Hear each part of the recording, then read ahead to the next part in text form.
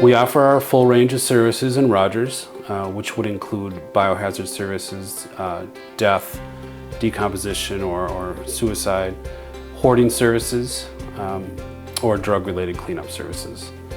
In the past year, we have helped several customers with death-related services in the Rogers area. So the process starts when the customer calls our office and asks for help. We'll gather the information that they have and we'll schedule time to meet them on the job site and go over the site and the scope of work that's needed. If we have to at that time, we'll help them file an insurance claim. We usually try and be on the job site within 24 hours, sometimes a little sooner depending on what the situation calls for. So not hiring a professional can lead to work that's not being done correctly. Unfortunately, it's fairly easy to call yourself a biohazard expert when the reality is that many of those companies are water fire restoration companies that dabble in biohazard on the side. All of our staff is full-time. All of our staff has a third-party certification.